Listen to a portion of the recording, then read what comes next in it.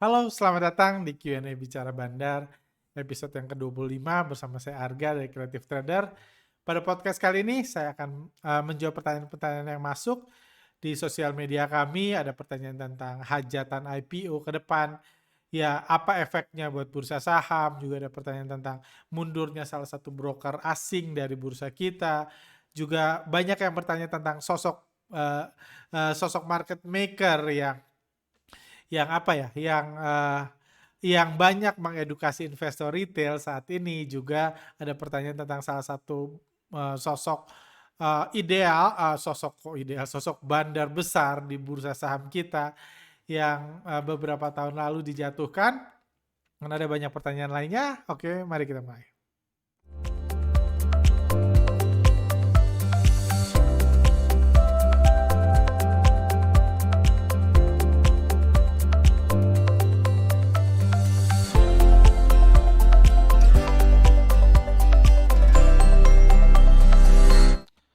Oke, pertanyaan pertama dari Pak Trejek.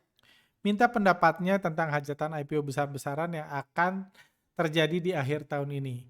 Total dana yang dikumpulkan sampai puluhan triliun. Apakah hal ini tidak membahayakan? Kalau uang investor retail terus diserap oleh emiten, lama-lama uang yang berputar di market semakin sedikit. Investor retail juga tidak akan selamanya mau uang mereka diserap oleh emiten. Apakah BI sama sekali tidak melihat adanya risiko ke arah sini? Bagus pertanyaannya. Nah, sebenarnya sih ya benar kalau skenario-nya perfectly seperti dijelaskan di sini, tentu efeknya akan jelek. Di mana perusahaan IPO dia masuk ke bisnis kuliner dan dia menjual sahamnya, dan saham yang dijual perusahaan pada saat IPO itu umumnya masuk ke kas perusahaan. Jadi uang yang tadinya di RDI, di dana investasi kita, uang yang tadinya kita alokasikan buat trading saham, keluar dari bursa, masuk ke kas perusahaan.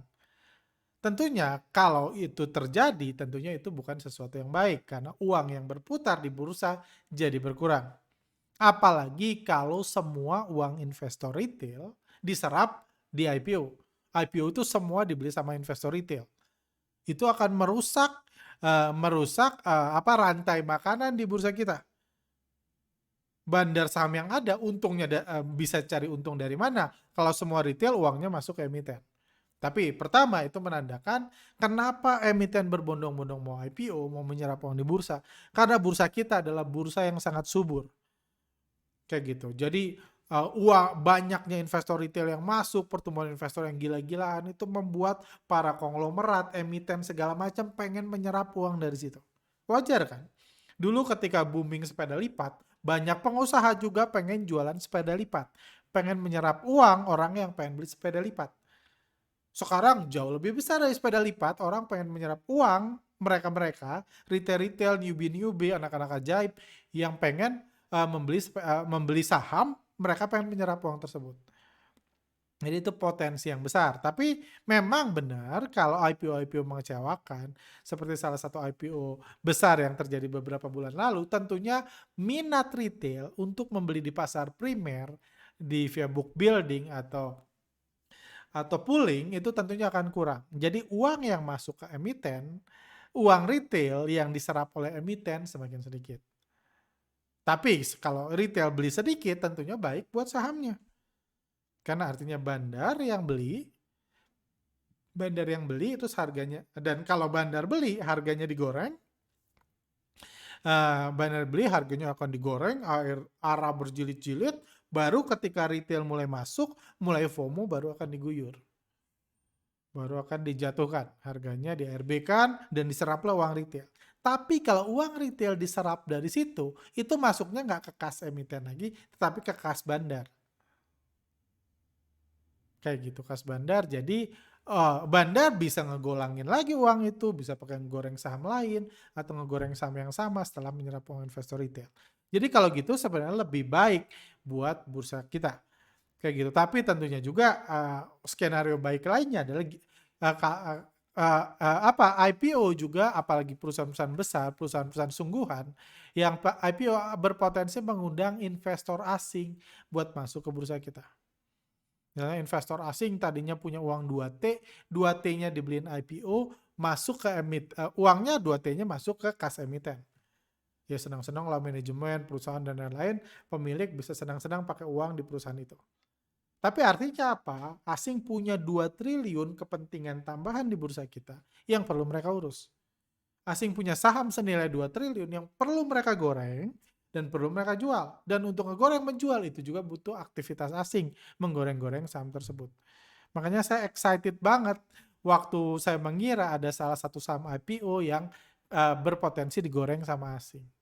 Kayak gitu. Apalagi nanti IPO startup, harapan kita asing itu jadi pintu masuk asing, uangnya udah terlanjur masuk, jadi mereka perlu menggoreng saham tersebut di bursa kita.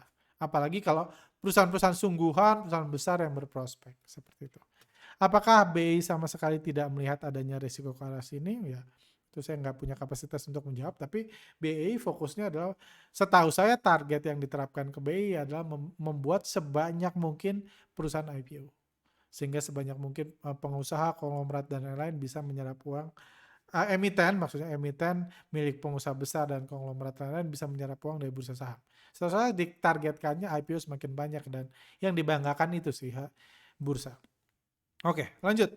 Perkenalkan, saya Frans Situmorang. Saya memiliki latar belakang akademis dan perbankan. Semula saya mengira pengetahuan dan latar belakang saya akan membantu di bursa saham. Namun ternyata realitanya bursa saham sangat berbeda dengan dunia akademis atau perbankan yang fokus ke fundamental. Setuju?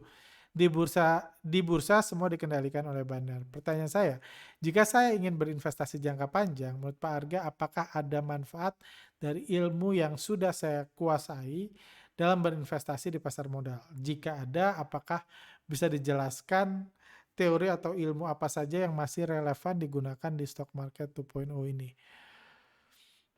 Nah, tentunya bilang nggak ada itu terlalu terlalu ekstrim gitu. Nggak ada sama sekali.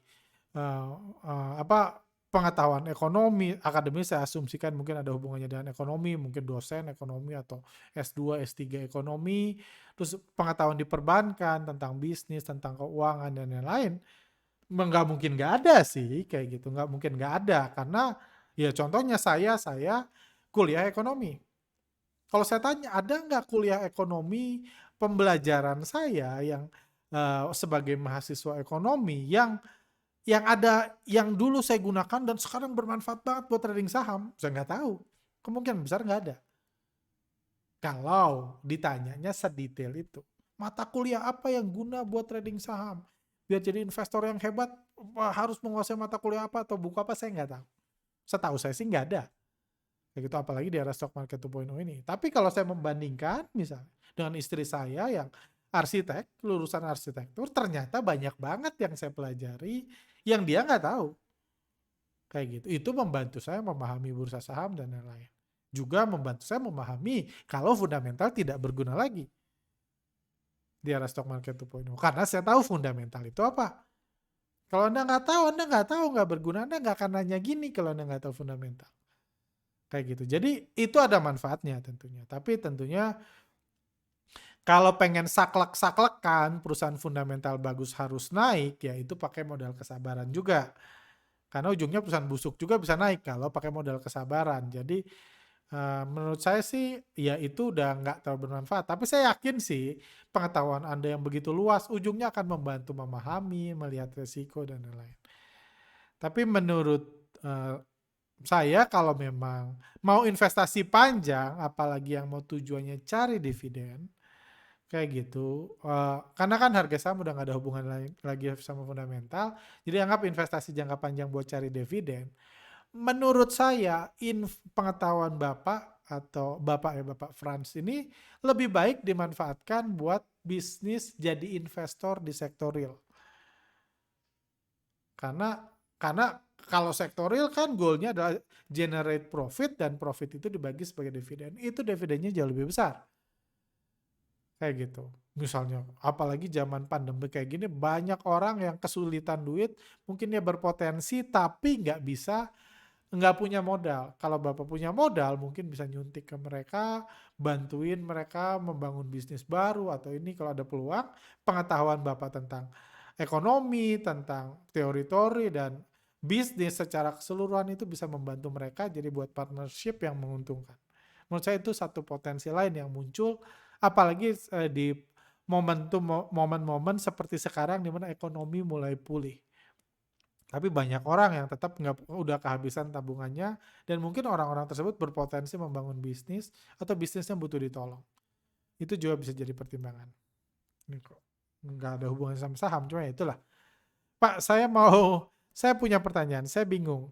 Mengatakan banyak atau dikitnya sebuah akumulasi, sebagai contoh gampang FF. Apakah net buy 950B di BBRI dikatakan kecil, ataukah 100 billion net buy di BBCA dikatakan kecil atau besar? Bagaimana cara memutuskan akumulasi tersebut besar atau kecil? Mohon dijawab. Oh, sederhana sih. Ya sebenarnya paling gampang itu ada pencatatan, atau lebih enak lagi ada chart. Misalnya, oh ini bisa contoh. Ini Telkom misalnya, kita lihat di sini aja. Di sini, Anda nggak usah tahu ini besar atau kecil, ini berapa billion, tapi inflow Telkom di sini, di awal ini, ketika harga sahamnya mulai digoreng di sini, waktu itu saya beli Telkom kan, waktu itu dibahas di podcast sebelumnya, inflow Telkom di sini, itu sangat besar. Kenapa sangat besar ya? Anda lihat aja. Inflow di sini, itu jauh lebih besar dari inflow-inflow hari-hari sebelumnya dan setelahnya. Kayak gitu. Nah, jauh dari bulan April sampai sini sangat besar. Berapa ini ya? Kalau Anda mau lihat, Anda bisa lihat di sini. 313 miliar inflow di sini. Di awal-awal ketika harga sahamnya mulai digoreng. Ini jauh lebih besar dari sebelum-sebelumnya, dan setelah-setelahnya juga nggak pernah sebesar ini. Tapi angkanya 313 miliar atau 370 miliar, 400 miliar tentunya nggak bisa dibandingkan dengan saham lain. Ya buat Telkom 313 miliar itu besar banget. Buat BRI nggak sebesar itu. Buat BCA nggak sebesar itu. Tapi buat S Hardware itu sangat besar. Kayak gitu. Jadi memang besar kecilnya harus dibandingkan. Dibanding saham-saham lain gitu. Nggak bisa disaklekan 100M besar 50M kecil, itu nggak bisa seperti itu, karena memang setiap saham berbeda-beda ininya, modal yang dibutuhkan untuk menggoreng sahamnya seperti itu. Lanjut Pak Arga, kalau berkenan mohon dijelaskan di next podcast kenapa ada saham yang bisa open di 120 padahal close hari sebelumnya 90.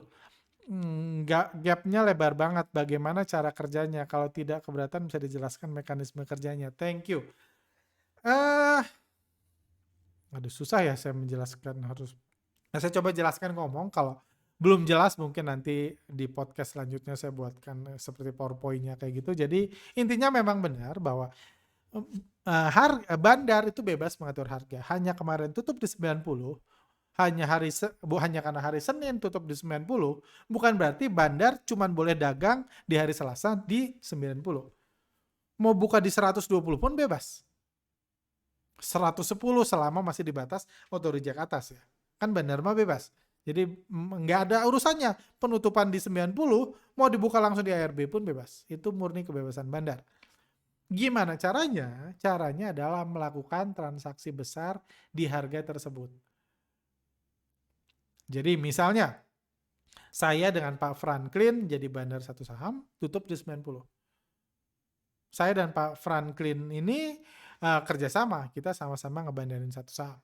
Kita bilang, wah besok kita langsung buka di ARA aja. Jadi apa yang saya lakukan, saya pasang antri jual pagi-pagi di pre-opening sebanyak 100.000 lot di 120. Pak Franklin juga beli di 120. Sebanyak 100.000 lot. Dan dibanding harga-harga lainnya, itu adalah harga paling besar. Itu yang antrian beli dan transaksinya paling besar, beli dan jualnya. Maka otomatis harganya di 120 pas buka. Itu sangat berguna. Jadi kita temenan, tukeran. Pak Franklin saya jual, Pak Franklin beli, udah itu ketika retail, wah ini langsung FOMO. Wah ini harganya bagus nih. Ini bakal terbang, ini fundamentalnya bagus, valuasinya kemurahan, udah golden cross, apapun alasannya. Intinya orang pada pasang beli. Retail berharap besok auto reject atas lagi, auto reject atas lagi. Semua ngantri di 120. Pengen beli di level auto reject atas. Tadinya kita tukeran sesama teman, tukeran 100 ribu lot ya, cuma bayar fee doang kan, kita satu tim. Setelah itu, setelah barang di Pak Franklin, orang pada beli ngantri 1 juta lot, ya Pak Franklin tinggal guyur, tinggal di ARB kan, tinggal diserap semua uang retail FOMO tersebut. Kayak gitu. Karena apalagi retail sekarang senang banget tuh saham yang langsung auto reject atas di hari-hari pertama, retail beli, kita tinggal serap uangnya. Kayak gitu saham tersebut. Nggak ada urusannya sama perusahaannya bagus atau enggak, jadi mekanismenya kayak gitu. Intinya ada transaksi besar di harga yang sama di kisaran ya harga berapapun.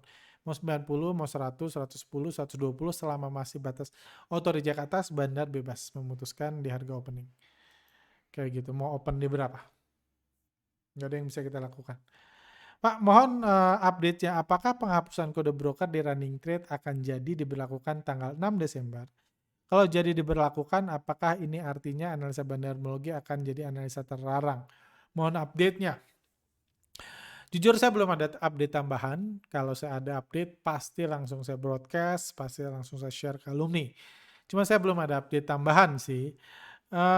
Apakah akan jadi atau tidak, itu saya belum tahu. Bahkan ya saya masih bertanya-tanya sih apakah jadi atau enggak. Ya itu sih belum ada update. Cuman kalaupun jadi ya kami udah riset dan lain-lain ya analisa yang kami lakukan memang nggak banyak berdampak kayak gitu. Analisa yang diajarkan di workshop nggak banyak berdampak karena memang workshop pun analisanya pas end of day gitu. Workshop diadakannya malam-malam atau weekend, jadi itu pun udah end of day. Saya bisa mencari saham menarik, mengajarkan mencari saham bagus secara bandarmologi dengan data end of day. Jadi nggak mengganggu. Kalau jadi memang kebijakan menutup mata retail dengan menyembunyikan broker sama di running trade itu diberlakukan ya mengurangi kenyamanan ya. Saya prefer kebijakan ini nggak jadi, cuman nggak terlalu mengganggu. Cuma kalau jadi diberlakukan, apakah artinya analisa bandarmologi akan jadi analisa terlarang? Bukan terlarang sih, terlarang kan belum ada kebijakan di mana dilarang menggunakan analisa bandarmologi. Investor harus wajib tarik-tarik garis atau baca laporan keuangan. Nggak ada perusahaan kayak gitu. Cuman memang tujuannya dikurangi, dipersulit. Matanya ditutup satu, memang tujuannya itu. Dan itu ya tujuannya baik untuk menjaga rantai makanan di bursa kita. Kayak gitu sih, saya belum tahu, cuma kalau ada update tambahan saya akan cari kabari. Apakah trader perlu banyak monitor? Dan kalau iya, tolong jelaskan fungsinya kalau Pak Arga sendiri dalam trading dan sebagainya pakai berapa monitor? Biasa tahu saya sih trader yang serius, full time trader atau scalper biasanya pakai lebih dari satu monitor. Kalau zaman dulu, sekarang biar kekinian apalagi yang mau buat banyak IG live dan lain-lain biasa buat monitor besar kayak gitu yang melengkung. Saya pernah coba, saya nggak suka. Saya lebih suka 2 monitor yang bisa digeser-geser daripada monitor kekinian yang melengkung. Saya pribadi selalu pakai 2 monitor yang saya pakai biasanya yang berapa 22 inch ada 2.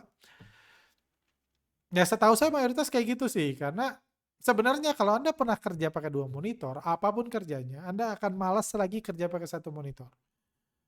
Apalagi running trade kan penuh tuh, running trade lah, order book dan lain-lain, ada grafik, ada metastock, ada tools bandarmologi dan lain-lain. Kalau disatuin di satu monitor, itu Anda harus buka tutup.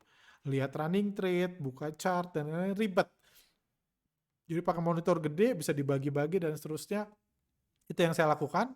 Semua ini kalau Anda ke kantor kami hampir semua ada jauh lebih banyak monitor daripada manusia di sini. Hampir semua pakai 2 monitor di sini. Walaupun kerjanya nggak trading, tapi semua yang trading pakai 2 monitor. Jadi untuk buat nyaman aja sih. Saya juga kan kadang-kadang lagi di luar trading pakai laptop ya. Ya bisa juga sih, cuma nggak nyaman karena saya biasa pakai 2 monitor. Kayak gitu. Trading pakai laptop, jadi harus lihat dulu grafiknya, lihat dulu bandarnya ngapain, pakai tools ini, baru lihat order booknya, lihat running trade-nya, ribet jadi lebih lama. Jadi buat efisiensi waktu aja sih, kayak gitu. Itu, dan hal lain juga yang menurut saya bagus buat dua monitor itu, Anda bisa tetap bekerja, tetap produktif kalau kerjaan Anda bukan trading sambil melihat market. Karena kalau pakai satu monitor, Anda buka misalnya online trading itu, aplikasi online trading, semuanya udah penuh, Anda nggak bisa ngapa-ngapain. Kalau Anda mau ngetik di Word, semuanya ketutup. Kalau pakai dua kan, sebagian bisa satu monitor bisa buat market, satu buat kerja yang lain, itu juga menguntungkan. Lanjut. Pak Arga, kalau boleh tolong share hasil Zoom meeting di FBUI di podcast selanjutnya. Bagaimana pandangan generasi milenial terhadap bandarmologi supaya para alumni bisa dapat gambaran ke depannya semakin banyak mangsa atau pesaing. Sekali-sekali bahasannya aman supaya IG-nya tidak dihack lagi. Semoga dibahas. Terima kasih. Ah, ya ini 2 minggu lalu ya, mungkin ini pertanyaan udah cukup lama kali baru masuk. Baru kami masukkan maksudnya.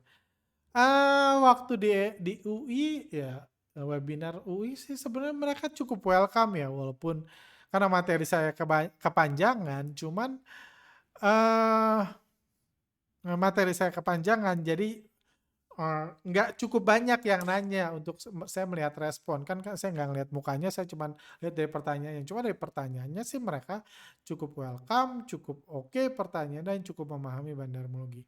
Cuma ada satu juga yang bertanya tentang dosennya. Yang bertanya adalah dosennya yang mengatakan memang bursa saham sekarang memang udah nggak ada urusannya lagi sama yang dipelajari di teori S1, S2, dan lain-lain. Itu saya mengutip dari perkataan dosennya yang bertanya. Cuman yang saya lihat juga adalah belum ada tanda-tanda mau merubah kurikulum, materi, buku, dan lain-lain. Ribet lah. Itu bukan kepentingan mereka sih menurut saya. Karena tugas apalagi mahasiswa ekonomi bukan menjadikan dia trader yang paham, trader hebat dan lain-lain, itu jauh dari situ. Jadi menurut saya sih nggak ada ke arah situ. Kayak gitu. Cuman ya sekarang sih mahasiswa pun udah ada yang paham bandarmologi walaupun lebih banyak yang tidak paham tentunya. Lanjut, penjahat-penjahat yang dilindungi, penjahat market maker di bursa efek. Menurut saya bukan penjahat, mereka pedagang sama seperti di pasar pagi yang menggerakkan harga. Agak lucu mereka kalau mereka tidak ada IHSG kayak jalan datar sampai kiamat. Setuju sih, saya nggak setuju Bandar dibilang penjahat. Menurut saya Bandar hanya investor atau trader yang cari untungnya dengan mempermainkan harga saham. Sementara ada investor dan trader lain yang cari untungnya dengan cara either mengikuti Bandar atau menebak-nebak arah pergerakan harga saham. Jadi kalau kita nggak dibilang jahat, kenapa Bandar dibilang jahat? Menurut saya sama-sama tujuannya cari untung sih. Kayak gitu sih. Lanjut. Pak Arga, lebih baik mana? Milih emiten yang sahamnya 100% bisa diperdagangkan atau emiten yang sahamnya berdasarkan kisaran 20-70%. Menurut Bapak bagaimana? Bagus pertanyaannya. Kalau semua yang lainnya sama, jadi ceteris paribus ya, semuanya dianggap sama, ya saya prefer yang 20-70%. Atau 20-50% diperdagangkan, lebih sedikit diperdagangkan, sisanya berupa warkat. Saya lebih happy seperti itu. Semakin sedikit saham yang diperdagangkan, semakin dikuasai oleh pihak-pihak tertentu, semakin gampang dan ringan ngegorengnya. Kalau pilihannya hanya itu. Tapi bukan berarti hanya karena sahamnya 20% yang ada di publik, saya langsung hajar kanan, enggak juga. 20% yang diperdagangkan bisa dari 20% itu 17%-nya retail, ya sama-sama hancur harganya. Kayak gitu. Jadi itu hanya satu pertimbangan kecil, tapi kalau yang lain dianggap sama, antara 100 dan 20, saya akan pilih yang 20% sahamnya diperdagangkan, sisanya tidak bisa diperdagangkan. Kayak gitu. Lanjut. Menurut Pak Arga, sehebat apa Pak Beni Cokro di mata Pak Arga? Semoga dijawab, sehat selalu Pak Arga. Wah, 56 yang like. Dia idola saya. Trader yang apa ya? Ya itu idola saya sih gitu. Trader yang singkatnya, saya itu sangat mengagumi sosok Bapak LKH. Dari bukan value investingnya sih yang saya kagumi, kan boleh milih kan, saya nggak harus mengagumi semua, tapi sosok beliau, cara beliau mengedukasi, prinsip beliau, view beliau, cara pikir beliau, saya mengagumi banget. Tapi sekagum-kagumnya saya dengan sosok Pak LK, saya jauh lebih kagum dengan sosok Pak Beni Cokro.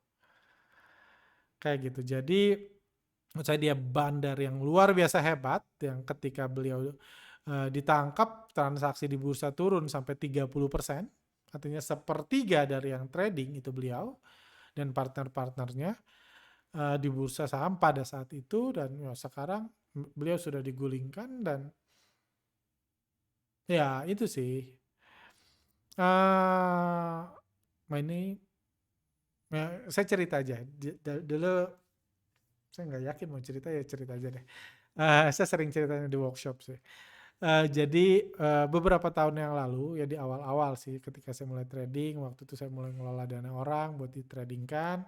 Kayak gitu, seorang mentor saya ngasih nasihat ke saya. Gak, katanya, gue kasih lu nasihat. Dia bilang, gue tahu lu ngelola dana orang buat ditradingin. Waktu itu kan ya dana terbatas dan lain-lain. Yes, gue bilang, gue kasih tahu ya kan lu gitu. Nah, ini nasihat gue, lu dengerin. Dia bilang adalah, saran gue, lu jangan ngelola duit dari orang yang lebih kaya dari lu. Misalnya saya trading, saya ngelola uang orang kan. Tujuan saya adalah ngelola uang orang yang banyak duit.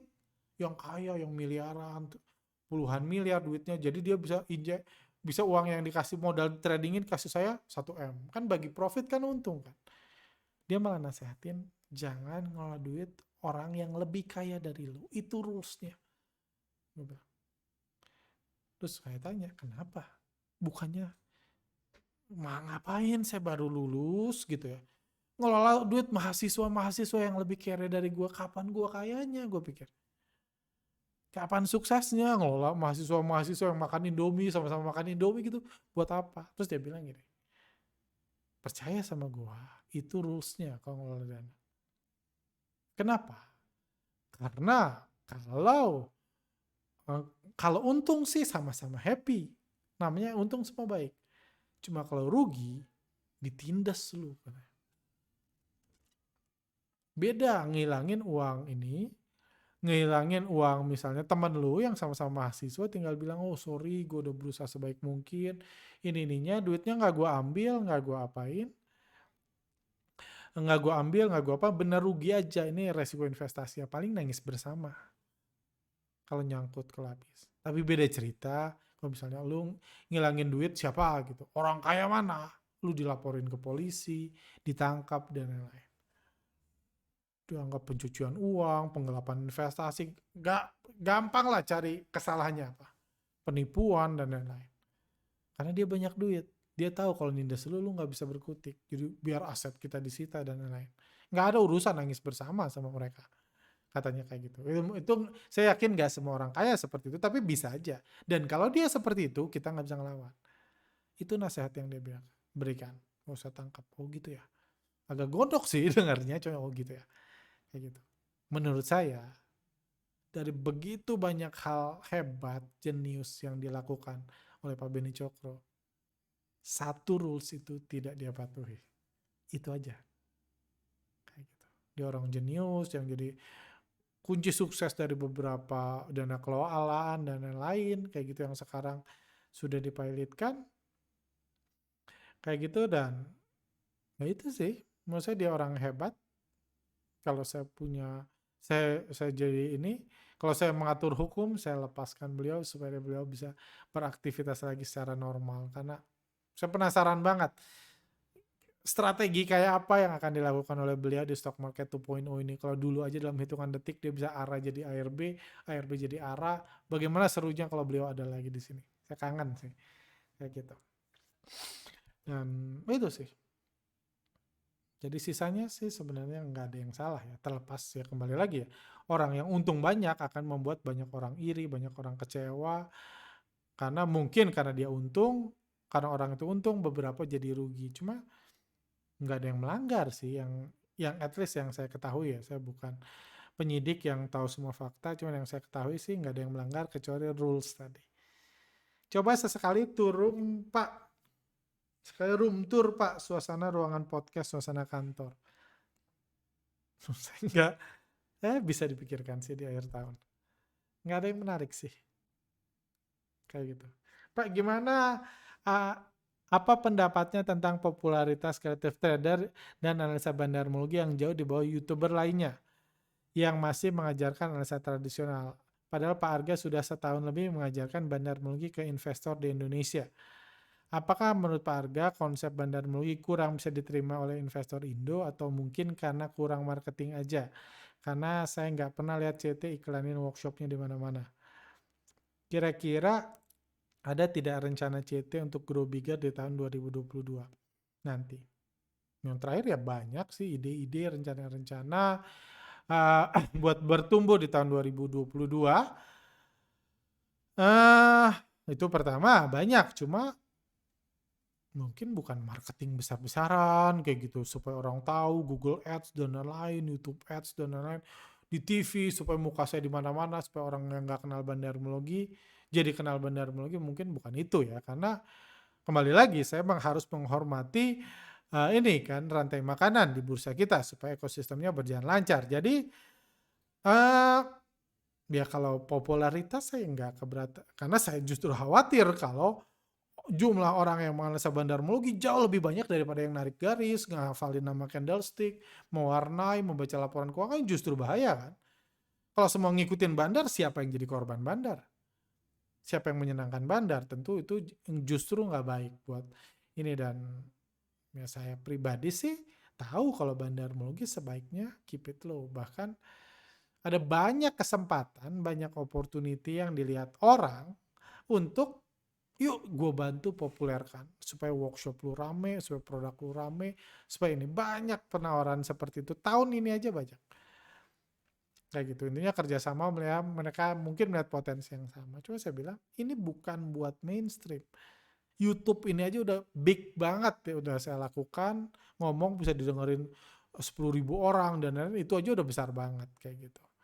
Bahkan workshopnya, materi workshopnya pun saya hati-hati banget, bahkan sampai minta maaf di podcast kemarin untuk sharing ke retail-retail kayak gitu, karena ya bukan buat mainstream sih kayak gitu. Karena betapa hancurnya ini apa ekosistem atau rantai makanan kalau semua jadi copet kan, terus siapa yang ini kan. Jadi tentunya itu nggak baik kayak gitu. Jadi diiklankan sih saya rasa nggak ya, kalah bersaing nggak apa-apa. Kayak gitu karena bagaimanapun YouTuber-YouTuber lain yang menganalisa fundamental itu menjaga ekosistem, menjaga rantai makanan di bursa. Jadi terus saya dukung.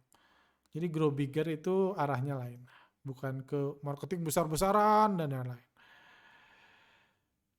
Izin bertanya Pak Arga, lagi-lagi saya newbie. Kok lagi-lagi ya?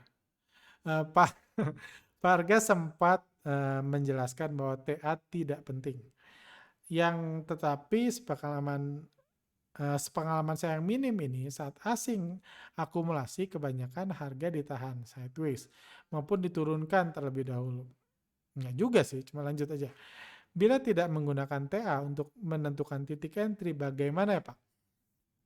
Karena menurut Bapak kan analisa dimulai dari periode awal akumulasi kita masuk. Sementara biasanya setelah 2-3 hari akumulasi sahamnya terkadang naik 5-10%. Hal tersebut dirasa lumayan bagi retail. Sementara jika entry di hari keempat, walaupun akumulasinya biasanya diturunkan misal 35%. Walaupun akumulasi di hari keempat, oke. Biasa diturunkan misal 3-5%. Hal tersebut jelas mempengaruhi psikologi retail newbie. Pertanyaan pokoknya tadi Pak, bagaimana titik entry-nya? Terima kasih. Oke, saya coba pahami. Ya sebenarnya kan kembali lagi ya, technical itu freestyle. Nggak ada kata technical ini entry, nggak. Kalau Anda ngomong technical ya. Karena technical itu ada yang beli di support, ada yang beli di breakout. Artinya ada yang satu nunggu turun, ada yang satu nunggu naik. Mana yang technical? Dua technical. Jadi ujungnya adalah perasaan Anda, feeling Anda, keinginan Anda yang menentukan. Cuma seringkali keinginan Anda itu dipercantik dengan coret-coret. Wah udah breakout, wah udah support, wah udah di MA20, MA50, atau ngeliat-ngeliat apa gitu. Kayak gitu supaya wah untuk konfirmasi keinginan Anda. Jadi pertama Anda sudah melihat akumulasi 2-3 hari, udah itu Anda pengen masuk, terus Anda coret-coret. Oh bagus nih masuk, beli. Sebenarnya kalau Anda udah lihat di akumulasi naik dan Anda yakin Anda masuk tanpa coret-coret pun bisa kan. Cuma ada yang butuh konfirmasi, saya baru masuk di 2200 ya boleh. Jadi sebenarnya bukan dilarang, jadi entry itu sebenarnya sudah ada di kepala Anda. Karena technical, analisa technical itu bebas lepas. Bebas candlestick dikasih nama apa, dikasih warna apa, moving average berapa, itu bebas lepas. Itu sesuai keinginan masing-masing aja. Nggak ada tuh kata, secara teknikal, semua teknikal mengatakan beli. Nggak ada. Ada yang bilang strong bullish, ada yang bilang overbought. Di titik yang sama, sama-sama mengaku dirinya teknikal. Ada yang suruh beli di support, artinya tunggu turun nyentuh support. Ada yang bilang beli ketika breakout, artinya tunggu naik nembus resisten. Jadi tergantung Anda kan, kayak gitu. Support pun ada yang bilang badannya, ada yang bilang panahnya itu ke bawah. Saya udah lupa malah apanya itu. Badan candlestick atau kakinya candlestick yang dibilang konfirmasi support, macam-macam. Jadi kalau Anda benar-benar nggak kebayang entry, anggap sahamnya udah diakumulasi, bandar muginya udah bagus, nggak kebayang banget entry-nya pakai apa. Anda mau pakai technical, silahkan. Seperti saya bilang, saya pakai technical 6-7 tahun, saya pakai technical. Sampai sadar-sadar ternyata saya nggak pakai technical juga masuk di waktu yang sama. Semua cuma seru-seruan aja, saya coret-coret, meluangkan kreativitas atau daya seni saya. Kayak gitu. Jadi bukan menentukan saya masuk di mana. Kalau saya, minta pandangannya tentang window dressing 2021 ini. Sekarang IHSG sudah all time high. Ekonomi masih lesu. Kalau Desember IHSG digoreng lagi, apakah Bandar tidak takut anomali IHSG akan memicu bubble yang justru akan membuat IHSG hancur tahun depan? Tahun ini CTS akan rilis WD 2021 seperti tahun lalu. Ya kalau IHSG all time high, apakah window dressing nggak akan kejadian? Menurut saya itu bukan alasan ya. Karena kalau tiba-tiba anggaplah yang terjadi di sini terjadi, bubble, IHSG jadi hancur tahun depan, ya nggak apa-apa itu urusan tahun depan. Yang penting Desember ini digoreng dulu. Menurut saya sih seperti itu. Kalau rilis riset window dressing 2021 seperti tahun lalu, harusnya sih ya. Harusnya sih iya, kami masih fokus ke yang lain, belum membuat risetnya, tapi ya at least buat intern kami pasti buat. Kayaknya bakal dirilis juga sih harusnya. Karena itu kami udah 5 tahun terakhir melakukan itu. Kayak gitu. Oke, lanjut. Bang Arga, bandar atau market maker sekarang sudah ada yang mengajari untuk menganalisa bursa dan tidak ada yang ditutup-tutupi informasinya Bang. Seperti siapa? Bahkan menceritakan suksesnya menjadi market maker dan sekaligus mengajari tips-tipsnya. Gimana pendapat Bang Arga tentang hal tersebut? Kok ternyata MM berarti membuka tips trik bandar serta mengajari banyak yang berhasil scalping metodenya. Suwun Bang.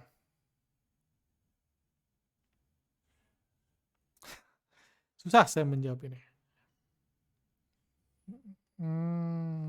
Ya karena gimana ya? Ya pertama saya sangat welcome. Overall saya jauh lebih happy ada sosok yang kompeten mengajarkan bandarmologi daripada mengajarkan yang lain. Kayak gitu. Meskipun dibilang kompetitor dan lain-lain, saya lebih happy seperti itu. Kalau saya bisa milih. Kalau saya pilih satu, ini ada tambahan. Apakah dia nganalisa teknikal, nganalisa fundamental, atau nganalisa bandarmologi. Kalau dia kompeten di masing-masing, saya prefer nganalisa bandarmologi. Jadi saya happy di situ. Karena bagaimanapun akan ada banyak informasi, banyak pembelajaran yang bisa didapat rekan-rekan, apalagi yang ya belajarnya dari YouTube aja. Lebih banyak yang ngajar, Anda akan lebih banyak ini, tinggal dipilah-pilah aja mana yang percaya, mana yang enggak. Kayak gitu. Kalau ngomong beliau, saya pernah ikut workshop beliau. Kayak gitu.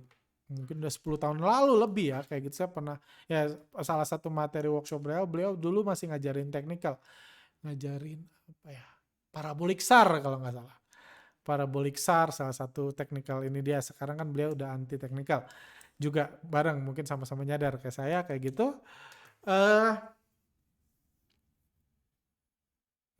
Susah saya nggak mau ngomongin karena beliau sosok yang dihormati. Ya itu jadi intinya adalah kalau jujur saya belum ada waktu nonton video beliau, cuma ada tim kami yang nonton satu dua kata oke sih ngajarinya kayak gitu. Cuma ya obrolan after oke sih saya nggak bisa bahas karena berarti saya sedang asumsi kami oke sih tapi gini gini gini ternyata tujuannya gini gini.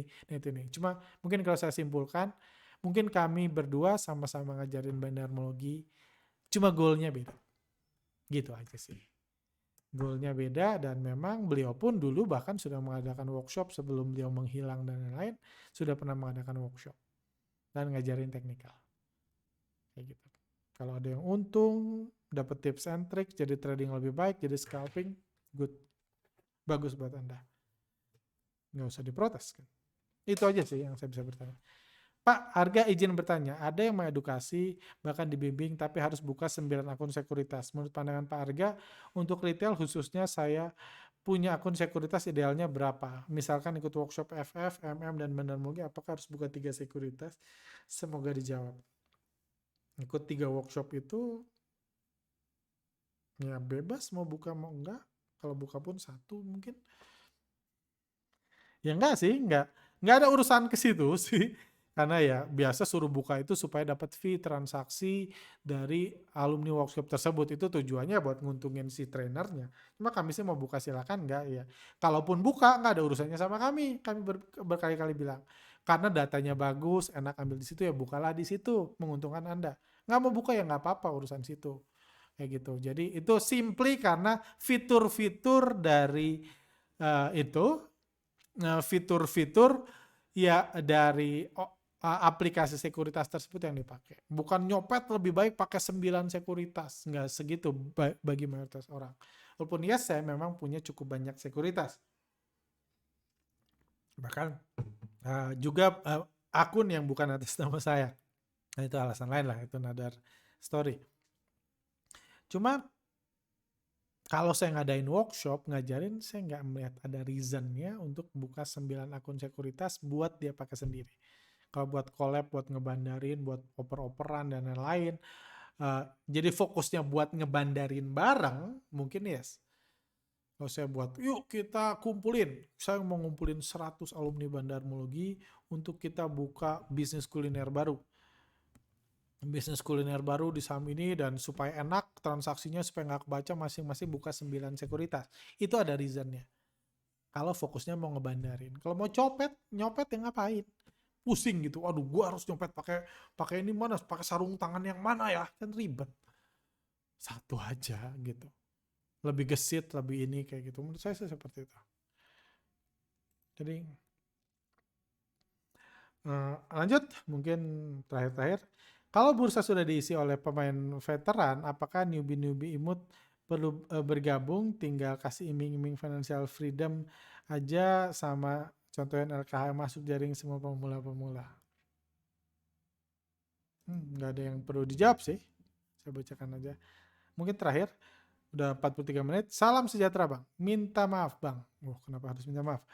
Sehubungan dengan broker CG hengkang di Indonesia, apakah bisa berpengaruh dengan aliran dana asing yang bisa menggerakkan IHSG kita? Karena semakin banyak broker asing yang keluar dari bursa kita. Terima kasih. CG sih sebenarnya sudah cukup lama nggak aktif bertransaksi, jadi saya sendiri nggak melihat itu sebagai sesuatu yang dikhawatirkan, karena bagaimanapun uang yang sudah masuk akan tetap di dalam. Hanya misalnya CG udah beli 100 M saham BBRI pakai CG, tiba-tiba CG-nya tutup ya saham itu akan pindah ke pemilik yang sama di sekuritas lain. Kayak gitu, bukan berarti akan hilang otomatis ya, enggak gitu. Sahamnya ya akan tetap ada, tetap dimiliki, cuma dipindah sekuritas. Dan CG sendiri udah cukup lama nggak aktif, ranking top kami asing CG itu udah terus turun dalam riset terakhir kami pun, dan ya nggak masalah sih hengkang, bahkan mungkin agak mempermudah sih, belum dalam tahap mengkhawatirkan, apalagi kita melihat memang asing baru masuk besar-besaran bulan Oktober lalu. Jadi saya sih nggak khawatir sampai situ. Oke, mungkin sampai sini aja. Silakan kalau teman-teman ada pertanyaan, ada masukan, Ini juga kalau ada pertanyaan bagus, cerdas yang Anda pengen tahu jawabannya silahkan di-like. Seperti dalam video ini saya banyak menjawab pertanyaan-pertanyaan yang banyak di-like. Kayak gitu. Jadi kalau Anda mau belajar lebih detail buat pertanyaan bagus dan orang akan nge-like, nanti saya akan dengan senang hati menjawab. Oke, sampai sini aja. Sehat selalu buat rekan-rekan. Sampai jumpa di lain kesempatan.